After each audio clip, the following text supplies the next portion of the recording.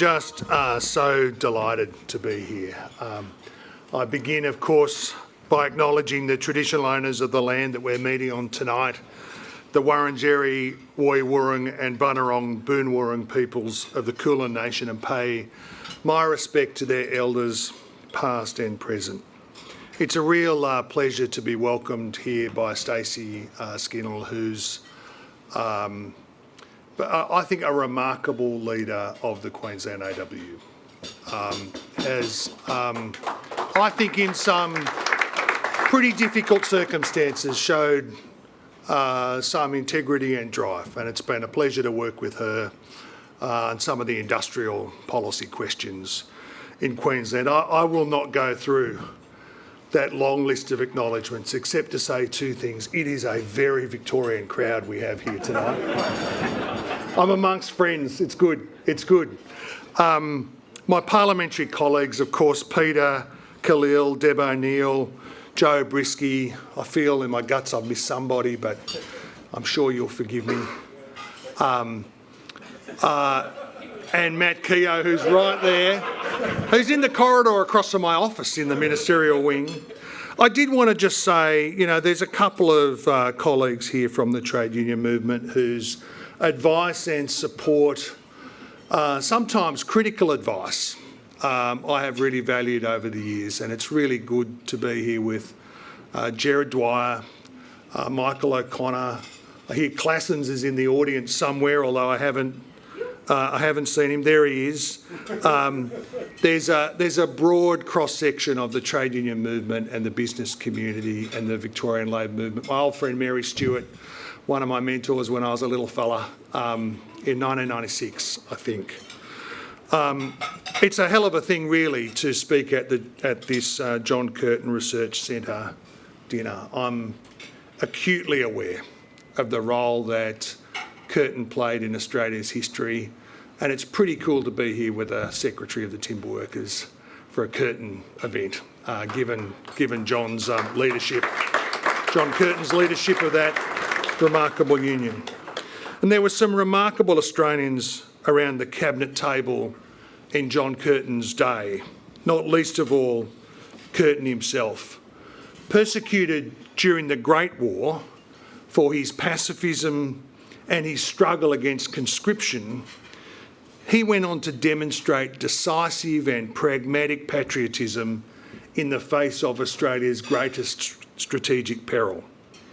But the member of the cabinet that I've been focusing on recently is a fellow called John Deadman.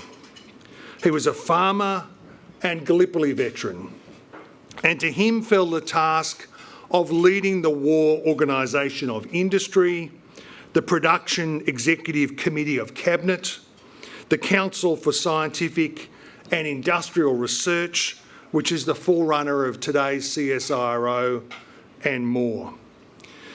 Stuart McIntyre described Deadman as dour in manner, fervent in belief and energetic in his effort to grasp the nettle of the war economy in Australia's national interest.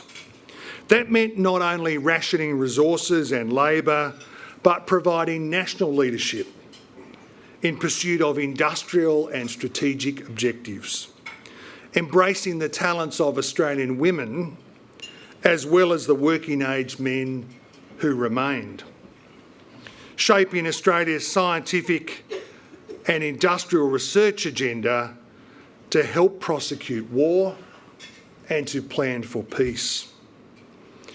Deadman's mission for a stronger and safer and smarter and fairer Australia should resonate today. Of course, subsequent Labor governments made sure Australia's industrial and scientific infrastructure kept pace with a changing world.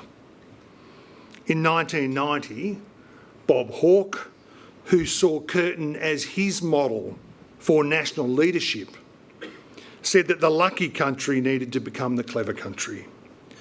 The Hawke government revamped Australia's research and development system, the first CRCs and research and development corporations. Hawke's story wasn't just about liberalising and opening up the Australian economy. he saw elevating national research and development as a necessary corollary of reform. He knew then, as we know today, that national success required clear priorities and focus, a balance, he said, between pure and applied research and the translation of research and development into industrial technologies and applications. Those reforms made their mark.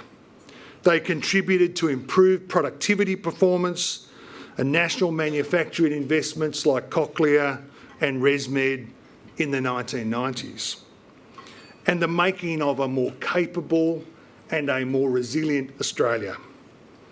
In hindsight, we can see how strategic and economic complacency took root in Canberra in the early part of this century. The isolation that historically shaped Australia's economy and our national identity was no more. Open markets and liberal democracy were in the global ascendancy, and Australia joined that world. For 2 decades, Australia was buoyed by its export complementarity with Asia, while enjoying the shelter of the American strategic umbrella. At the pinnacle of the trade boom, the sort of leadership that Curtin and Dedman showed, crisis-hewn, focused on building Australian capability and economic resilience, was relegated to mere history. Australia lost touch with its economic and its strategic vulnerabilities in the name of efficiency. And in my 3 decades, I may not look like it. It's the benefit of a healthy skincare regime. In my 3 decades in the manufacturing sector, that efficiency was a central concern. Of course it was. But it's a poor substitute for strategy, for industrial policy, for the Australian national interest. And in industrial suburbs and our regions, factories closed and jobs disappeared. Capability lost. Critical facilities lost. Skilled trades and apprenticeships gone. But given that the 2000s commodities boom was time limited and the rolling crises that tend to expose national vulnerabilities would inevitably return, the efficiency orthodoxy sold Australia short. A generation of Liberals and Nationals weren't troubled by the lack of a long-term plan or about selling Australia short. Our political opponents have never understood that strong industrial suburbs and regions with good jobs and strong unions and a shared sense of purpose are the bedrock of an economy and indeed of any enduring democracy. They've never understood that democratic and social and industrial resilience are mutually reinforcing propositions. I made that case to successive governments, while free market fundamentalists and cost-cutting consultants, like Angus Taylor, were in city boardrooms spoon-feeding corporate Australia a diet of PowerPoints that said that critical facilities and productive factories should be closed and good jobs forfeited in a race to the bottom against low-cost, often subsidised economies. Our aluminium sector is a case in point. Australia is one of the few countries on earth with an end-to-end aluminium supply chain.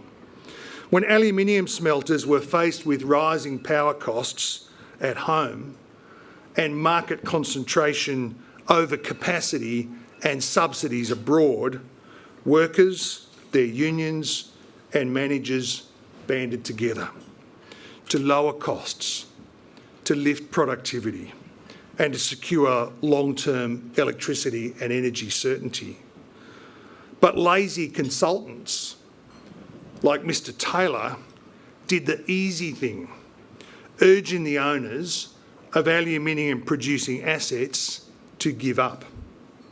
His advice, which I assume he was paid for, was to close those facilities, sack those workers and send economic opportunity to China. Even as unions, businesses and communities fought to save the sector. I was there. I know which side of the fence that I was on. Imagine if that sort of thinking had prevailed in Australia in the 1930s.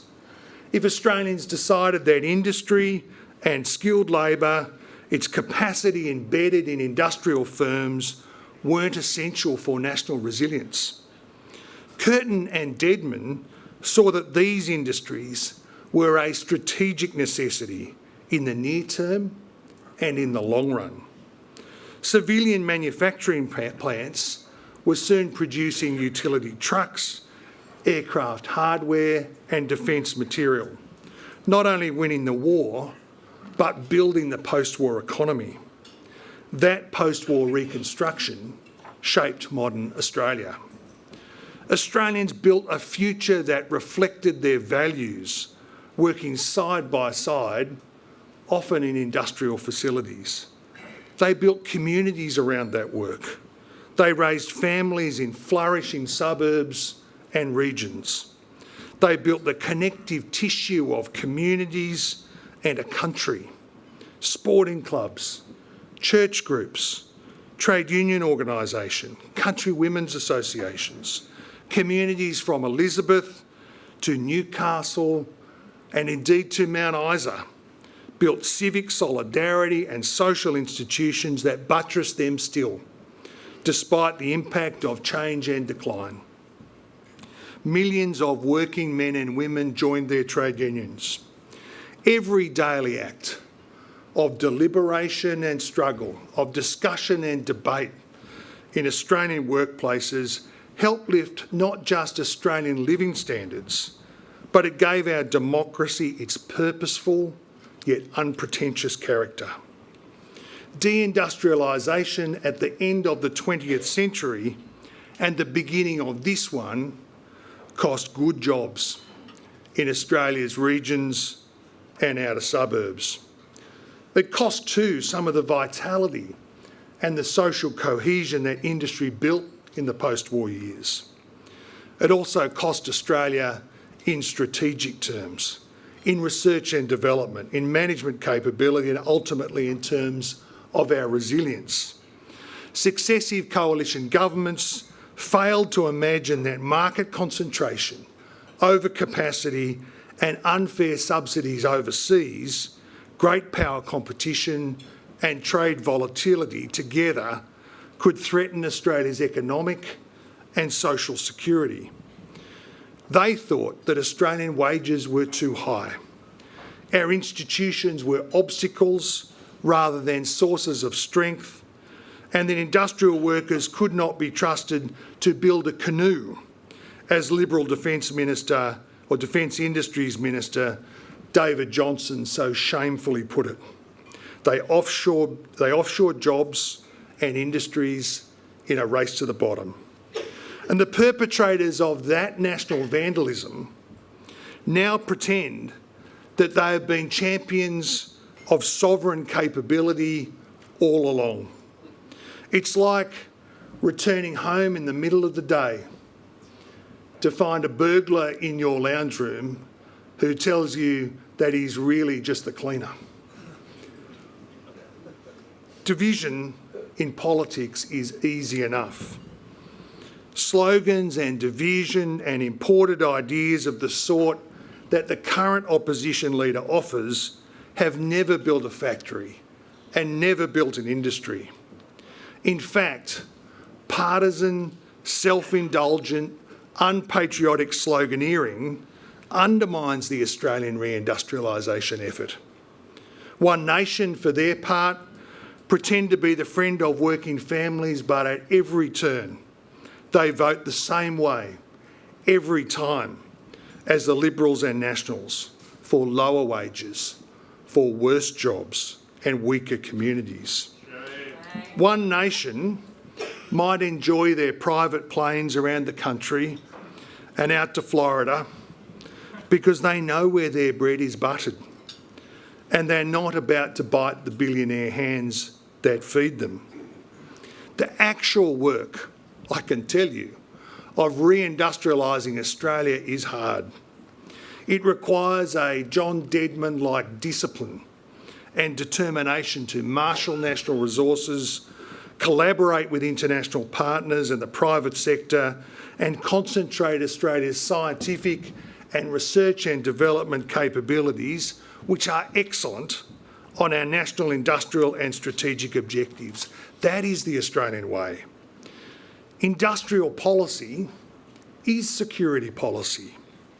Security is about deterrence, but it's also about the economic resilience and productive capacity that Australia needs to withstand global shocks. Future Made in Australia is the Albanese Government's industrial policy, the largest pro-manufacturing industrial policy in Australia's history, because the times demand nothing less. Since my appointment last May, I've been making sure that Australia retains its capacity to produce important metals like steel and copper and lead and aluminium and zinc. And without the Albanese Government's purposeful investment in industrial regions, in partnership with state governments, Liberal governments and Labor governments, there would be no copper production in northwest Queensland, no fertiliser production at Phosphate Hill or elsewhere in Australia, no sovereign steel making at Whyalla, and no pathway at Port Pirie or Hobart for processing critical minerals like antimony and germanium, which are vital inputs for our and our partners' defence sectors.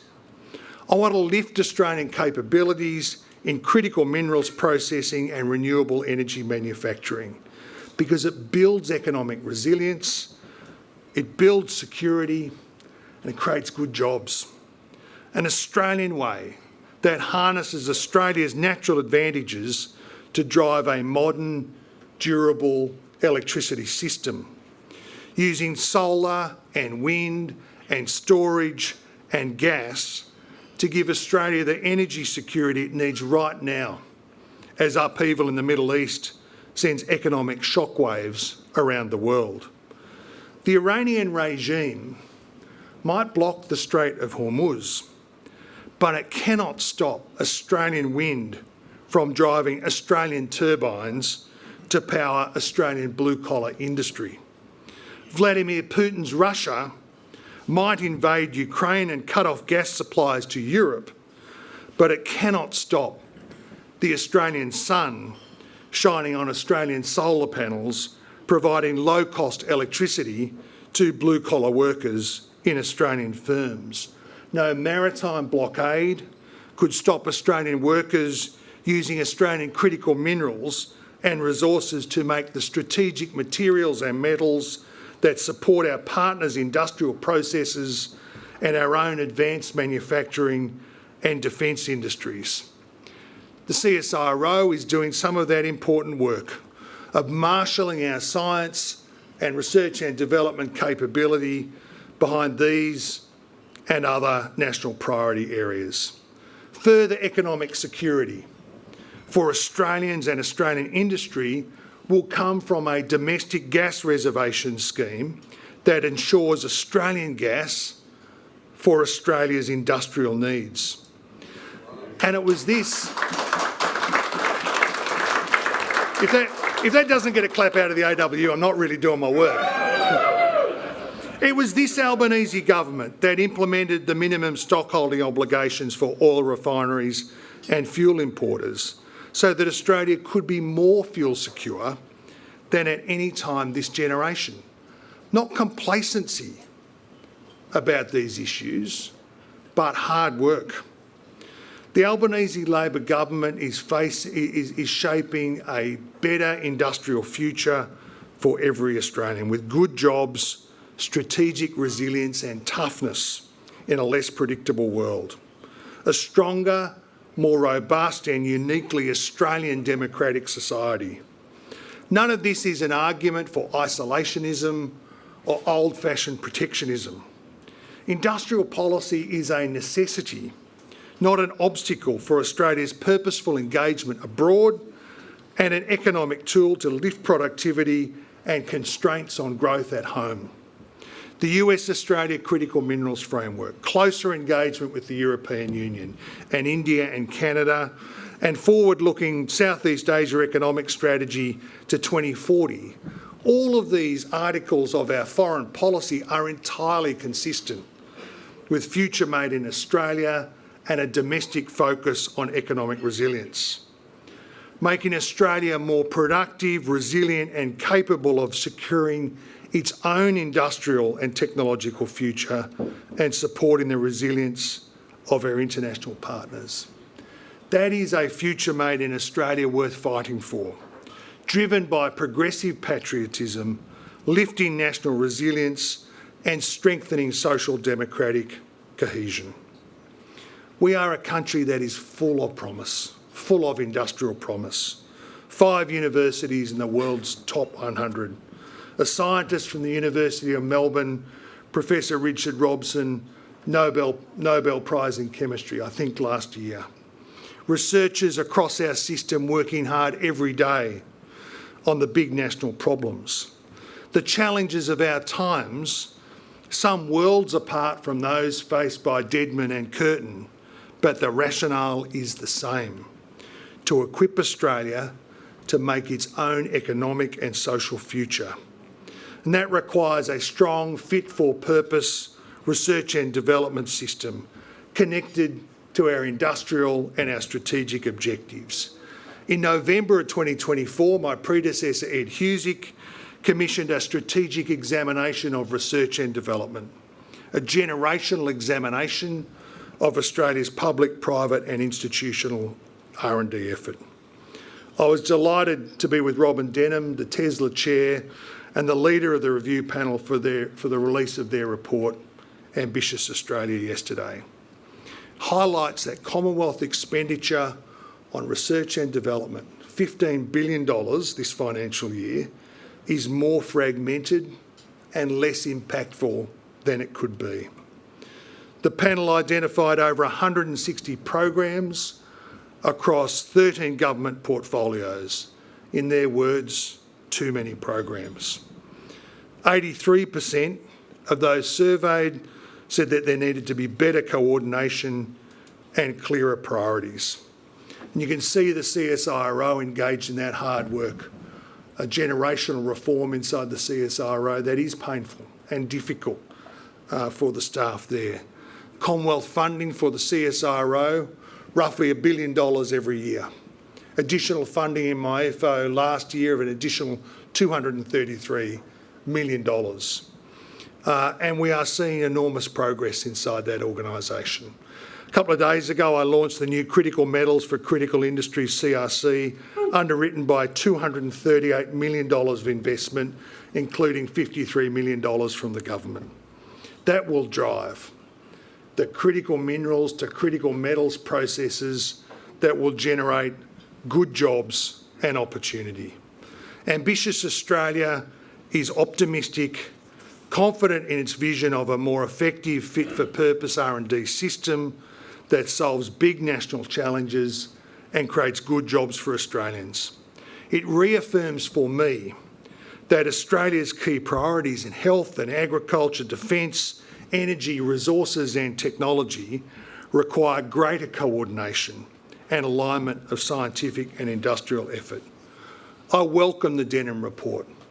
You don't get a group of great Australians like that together and hope that they're going to produce a report that just regurgitates government policy.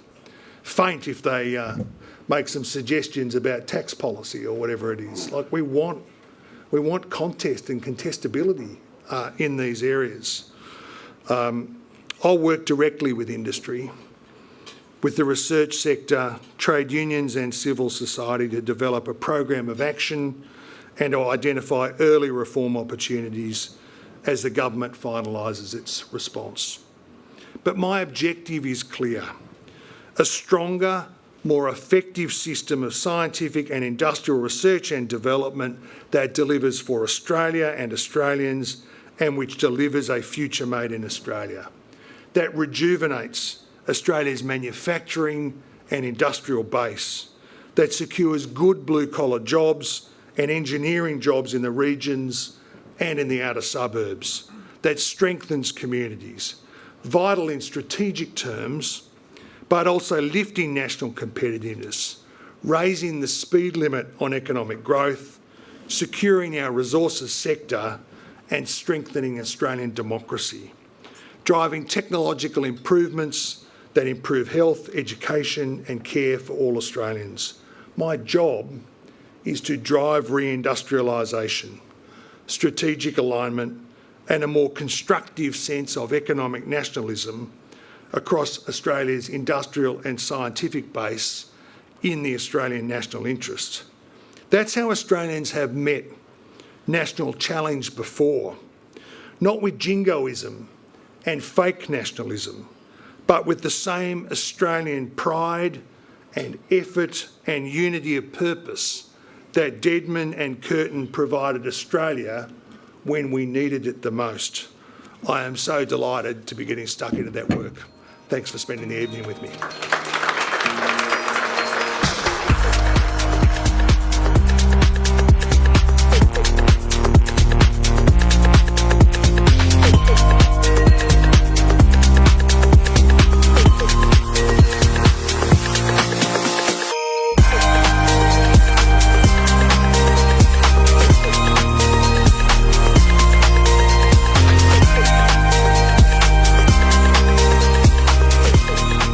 Deep passion, and I want to go right back. I had the privilege of interviewing the Prime Minister for our Curtin oration last year in Sydney, and both he and I spoke about our shared experience as housos and how that drove his sense of purpose to public policy and public life.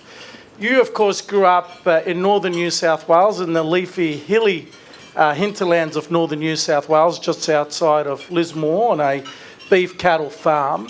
How does that upbringing shaped and formed your approach to the role that you have today? I think there were two features of growing up that really shaped the way that I thought about the world. One was, I loved being a farm kid. I loved it. I've dug more fence post holes than there are people in this room. I went to the Gunnedah Ag Quip. Like, if you don't get a chance to go to the gun, you should definitely go to the Ag Quip in Gunnedah. And I watched this machine on the back of a tractor. It dug a fence post hole in about 4 seconds. Like, people, the staff who were with me said, "Why are you crying?"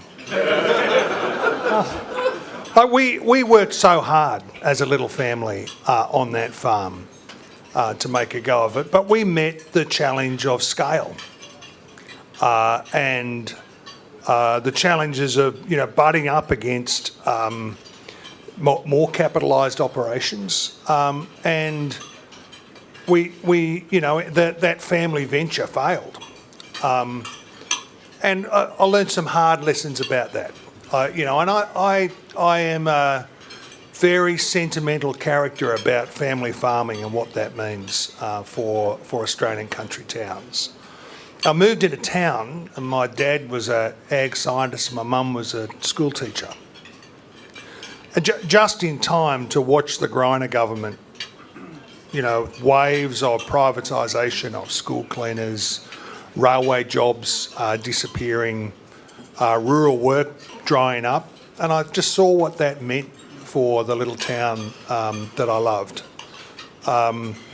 And the Labor Party branch, I can tell you, in Glen Innes was quite an exciting place to be for a 15-year-old. There were shearers and railway workers and teachers and hippies, and it was quite a scene. I got stuck right into it. And never looked back. So that was what shaped my view and my commitment to regional Australia and country Australia as being part of the Labor story. No doubt your folks are incredibly proud. A school teacher and a scientist with the Department of Ag Industries or Primary Industries in New South Wales, as I understand. It's always interesting going back to people's formative years and how they shape their view, because what you described in terms of the experience and the squeezing out of the family farm is indeed the experience of workers and small and medium-sized business operators right throughout the country. And while I did really appreciate, and no doubt everyone else here, your upbeat keynote tonight, I think if you asked everybody around the room, in this room tonight, there is a sense of unease. Unease about what's happening around the world, the state of the economy, and this thing called AI. And you spoke about scale and the backing of capital, of that scale in terms of capital, well beyond most people's means or imagination. What's your message to people as they think about the force of AI and how you're viewing it from a public policy perspective? A couple of observations. I won't try and solve the artificial intelligence problem tonight. The first is that my approach to this is shaped very much by my experience. I've been around in blue-collar and engineering workplaces for 30 years now. I've watched wave after wave of automation, robotics, digital economy reshaping Australian workplaces. That doesn't mean that we should be thoughtless about what happens in terms of labour market consequences. We must attend to those very carefully. But I just say I see it as an industrial policy and technology problem and opportunity. Secondly, you know, the Prime Minister of Canada was here the week before last, I think. And he said that we can't afford, as middle power economies, to be caught between the hegemons and the hyperscalers, was the phrase that he used. I felt like he'd maybe used it a few times before because he seemed to like it a bit. And it really seems to me that we should be thinking about how citizens shape the technology, the agency of people and their trade unions and businesses to shape an economy and technology that is in our interest, rather than just sort of giving up and accepting that the technology is somehow going to shape us. And finally,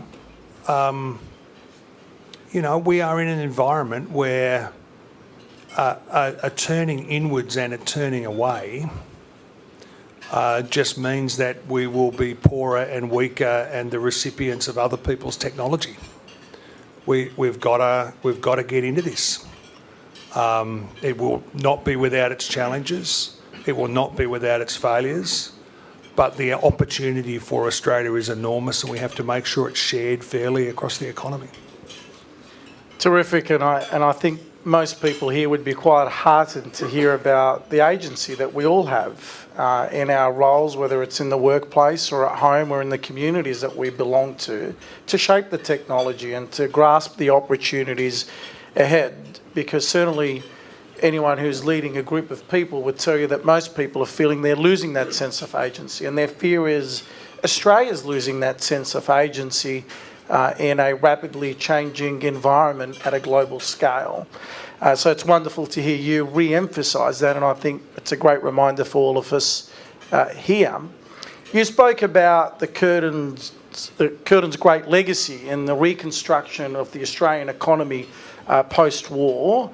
It's fair to say we are in need of a reorientation of Australia's economy, and that's really the task at hand here for you, for the government, but not just for government, for industry, for unions and all of us to be part of that reorientation. And now with just under 12 months in the role, How do you see that reorientation of the Australian economy unfolding, and what will it mean for families in Australia more generally? I think, this is an enormously hard task that is in front of us. It's not optional. The alternative is we diminish in industrial capability terms, that we don't take the steps that we need to take to modernise our energy and our electricity system. So we become poorer and weaker, and less fair, more divided, and in an era where, democracy is in retreat around the world, in order to take our place as one of the great middle powers that's building a stronger democracy here and shaping a more resilient, cooperative region, particularly the Pacific and Southeast Asia, well, we need industrial capability.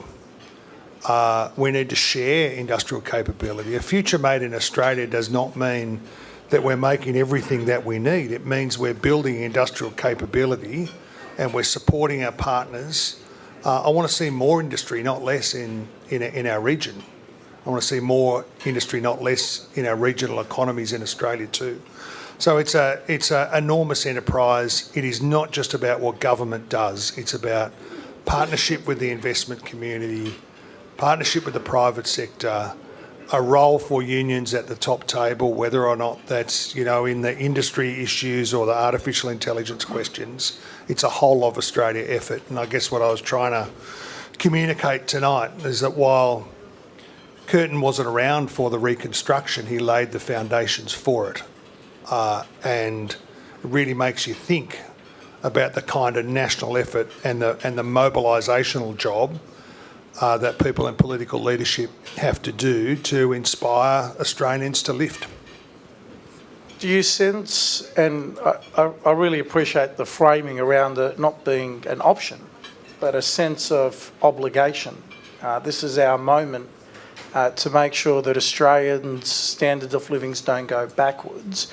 Do you sense that sense of obligation has been fully embraced by the Australian community, or is fear taking over more so? I'm not naive about it. We live in an era where everything is contested. Where our opponents, let alone the sort of sleaze on the sort of outer reaches of the internet, which find their ways in our homes all of the time.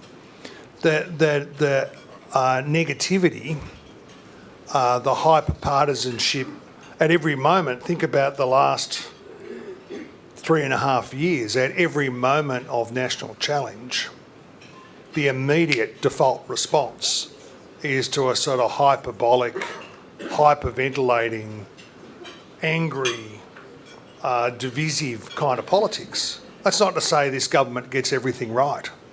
We'll never claim to be a kind of glass-jaw government that sulks if we're criticised. But I think Australians are seeing that. But I do make the point that we're trying to get the country to lift. You wouldn't want to be with some of these characters in a foxhole, really. Like they'd be talking about how to get home. Like they wouldn't be talking about how to go forward. Thank you. I know there's a fair bit of heavy topics that we've already touched upon, but congratulations, firstly, on the report around an ambitious Australia in examining our R&D efforts and the initial response from the government. There are some 20 recommendations. Firstly, I want to get your reactions to that report, and it's fair to say the authors of that report make it very clear that Australia's innovation ecosystem is broken. And frankly, unless there is that discipline, that determination to implement things like A Future Made in Australia, $22.7 billion initiative, the National Reconstruction Fund, we risk Australian standards of living slipping significantly backwards over the next decade or so. What's your response to that assessment? Well, it's an enormous challenge for us. I think my colleagues in Canberra would be relieved to hear that my view is that 2026 is a year of delivery here.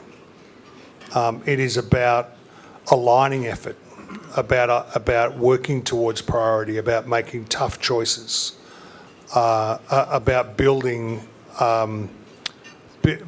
using what we have, and we have an enormous capability, certainly across my department, from industry through to science, to get things right. We can do so much as a country in these areas. It is ripe for reform, and I'm very excited about taking that challenge on.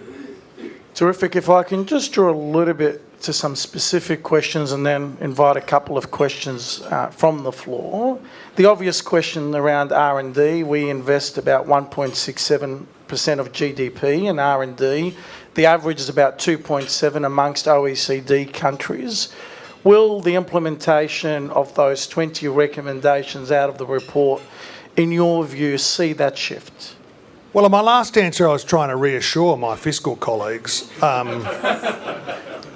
Look, what it's important to understand is that figure includes the public effort, like direct public expenditure, our university sector, CRCs, but also includes private R&D. And we can't, and we shouldn't, just embark upon the task of lifting public expenditure without it being a whole of country effort. And that's why I say it requires that discipline and alignment and the tough discussions about the national science priorities, and building our foundational science as well, and making sure that there is a relationship between what it is that we are doing in the world of science and good blue-collar and engineering and agricultural opportunities in the outer suburbs and the regions. It can't just be a story. And there are wonderful things that happen in our CBDs. That Parkville precinct that I don't like. I'm lost in Melbourne. It's that way or that way. I'm not sure. But John Brumby's here, engaged in a lot of that work in that medical technology and medical research sector. Enormous opportunities there. But I want to see our outer suburbs and our regions engaged in this to deliver good jobs in those areas, but also because there's a democratic reason why I want the whole country engaged in this effort. Thank you. I'm conscious of time. We can discuss these topics for a long time, but I would like to invite Paul Dalby to ask a question from the floor. Paul. Can we get a mic to Paul, please? There should be two mics. Yeah, let's give this one. That'll give me time to think about an answer. Can you hear me? Yeah. Okay. So, Minister, there's a reason that some countries invest 2.7% or more of their GDP in R&D, and Australia's 1.7%, and that's because we've lost those industries that invested in R&D. So it was the advanced manufacturing sectors and the IT sectors that do invest in R&D in other countries. So we have fantastic research capability in Australia. The report that you've received from the CERD committee says here are a whole lot of supply side measures mostly about how we can increase investment in R&D. You've got this fantastic vision for rebuilding the industrial capability of Australia, which really will require then more R&D to help them succeed and be competitive. What's the strategy for aligning those two bits together so that the research engine of Australia and the industrial engine of Australia are both pulling in the same direction? Well, it's easy to describe the downswing. Melbourne and Adelaide and Geelong, the supply chain that supported that in regional Victoria and Adelaide and South Australia and in New South Wales. And you can see the effect in the the lower the industrial concentration, the reduction in research and development. What's harder to chart is the way out. And that does mean alignment of our research and development system with our Future Made in Australia objectives.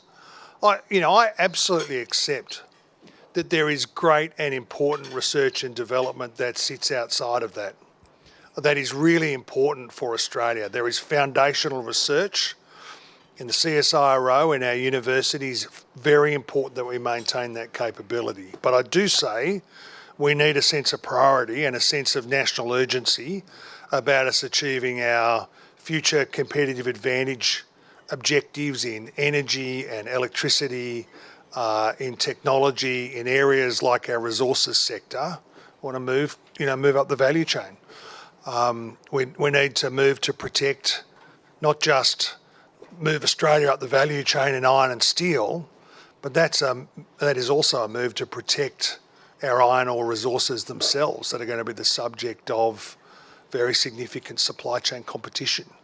So linking our national objectives to our research objectives is the way that I see that I can provide some impact in this area. Our next question is from Helen Cooney. I'm Helen Cooney.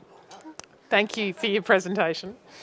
I serve on the John Curtin Research Centre Advisory Committee, so it was great to hear your presentation. But as you are aware, I'm also a former David Jones shop assistant, and very proud that the SDA is working in partnership with the John Curtin Research Centre on the topic of AI and digitisation. And I wanted to explicitly welcome the announcement around an AI plan, and also explicitly welcome the AI Safety Institute. But I would say that you spoke about great social institutions, and one of the great social institutions is the movement. And as part of the movement, I've really seen the benefit of institutions and how they work for working people, including the Fair Work Commission as an affordable place where people can go for help and support from government. So I'd be really interested in your reflections on what government is thinking about in terms of a regulator for AI and digitisation. Thanks very much, Helen. I think I made my views on this subject pretty clear. I think a couple of days after I was appointed, I did the first round of briefings with the department for a little while, and then wandered out to the Australian, the Fin Review have these, big conferences. They all happen just before tax time, of course. So the companies are trying to, and everybody wants to be at them. And they asked me to come and talk about artificial intelligence, and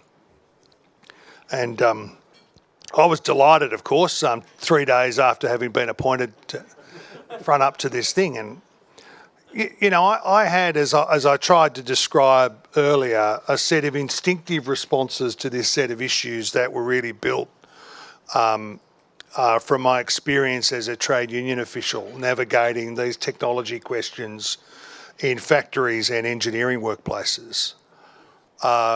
And it seemed to me obvious that what we needed was not just in the workplace activity, but also at the strategy level. Unions, civil society more broadly, but trade unions in workplaces and business and government at the top table in terms of working our way through that. Jim Chalmers convened the Economic Roundtable just a few weeks after that, and there was exactly that discussion. Now, the Fin, who I love, if you're listening, didn't quite see it the same way. The headline in the Fin the following day was, "Tim Ayres is wrong." Which I've just treasure it. I went home that afternoon and opened the door, and my wife, who usually reads a digital copy of the Fin on a phone, had the paper copy out in the desk, and my son, who's never shown any interest in the Australian Financial Review, had a copy in his bedroom. So it's contested territory. this, but this is an all of Australia task. It will not be without its disruption, its challenges.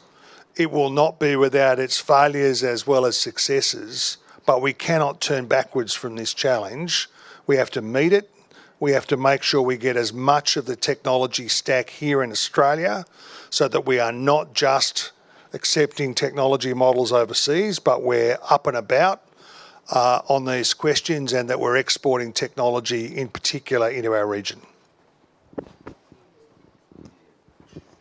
Thank you. Our next question is from Etienne Linko. Thanks. Eitan Lenko, yeah, Chair of Boundless Earth. This is going to sound a bit like a Dorothy Dixer, but I promise it's a real question. I'd love to hear a bit more about your thoughts about the intersection between the climate agenda and the national reindustrialisation agenda that you've championed for a while. And in particular, I'd love to hear about the role of the new $5 billion net zero fund that you announced recently and how that's going to play in the mix. Okay, I'll give a really short answer because I got a sense that this answer is the only thing that remains between now and dessert. The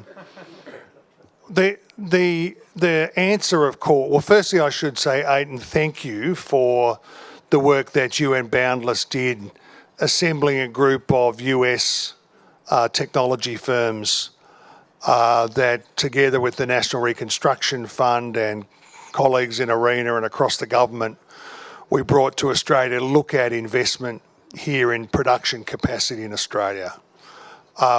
There was some remarkable technology there, enormous opportunities for Australia. I'm particularly interested, you raised the $5 billion commitment that we've made in the Net Zero Fund for a more concessional rate of finance to drive industrial development in the clean tech sector, in particular thermal batteries. I just think there is an enormous opportunity for industrial firms where gas is a heat source, not a feedstock, where they're at a particular scale, so small and medium enterprises, where we can take a bit of pressure off our gas market and get firms onto a lower cost, more efficient production capacity. So there are all sorts of opportunities. What we need to do is stop talking about the problem and the scale of it and focus on the particular technologies and the particular challenges and problems that we're seeking to solve, and to use what I call economic statecraft, that is all of the arms of government policy and private sector action to achieve some good public policy objectives, and getting to lower cost solutions on industrial heat and make an enormous difference in industrial suburbs. Terrific. Apart from asking people to enjoy their dessert, Minister, can I just, in thanking you, also invite you to, often a lot is asked of government and ministers, no doubt, and no doubt you'd be feeling that every day. But I think you've really highlighted the sense of obligation on all of us. And if there is an ask that you have for the room, can I invite you to share that with the group? I just think talk the country up. Like we have enormous opportunity.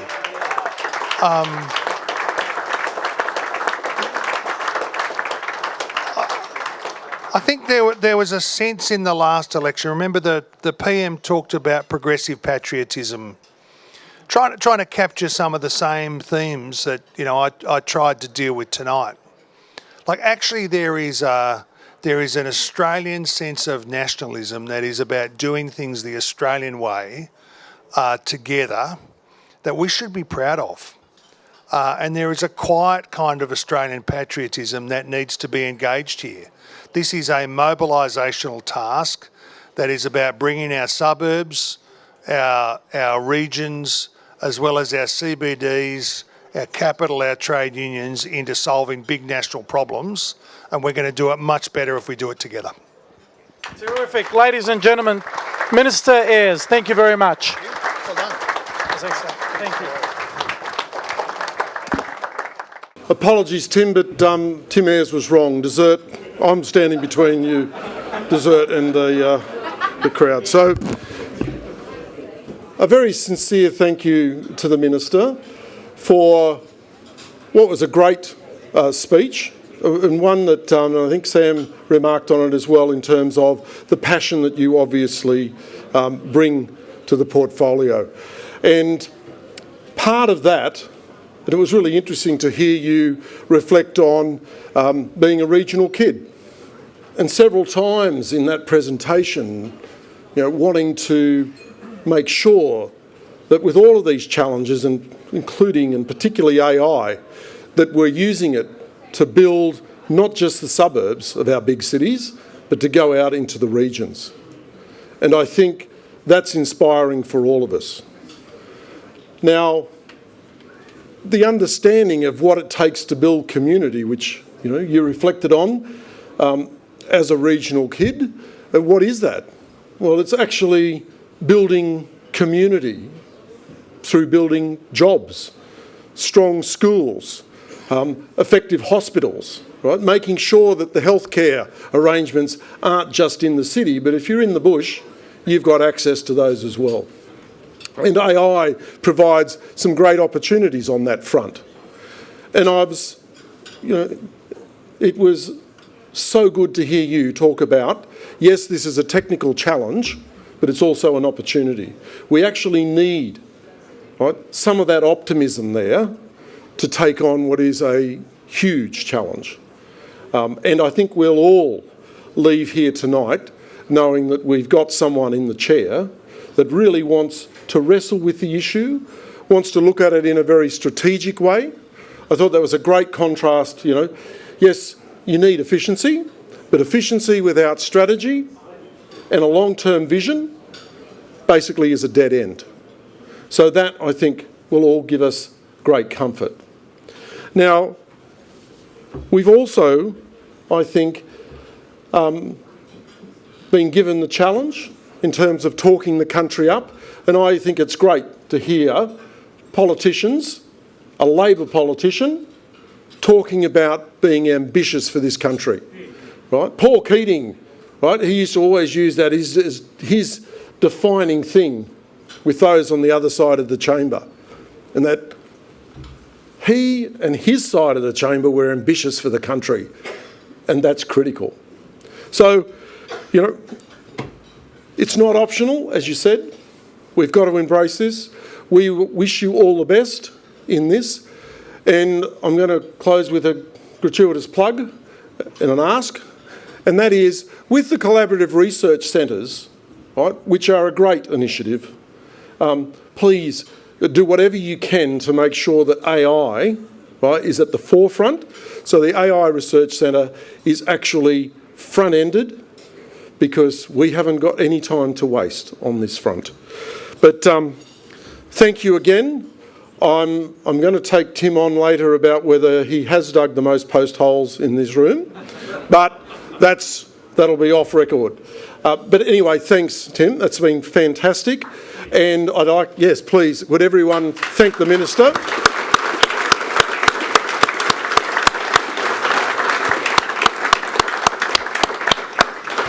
So, all the best for you shaping tech and not it shaping us. So, enjoy the rest of the evening, but as I sit down, we're going to go to the video, and I want, though, to remind you that after what has been an inspiring presentation and Q&A session, you've got your opportunity to make a contribution to this huge debate in the same way. The John Curtin Research Centre is doing exactly that, and we ask you to walk with us, to be with us, and actually make a contribution tonight, please, because this work is so, so important. Thank you all.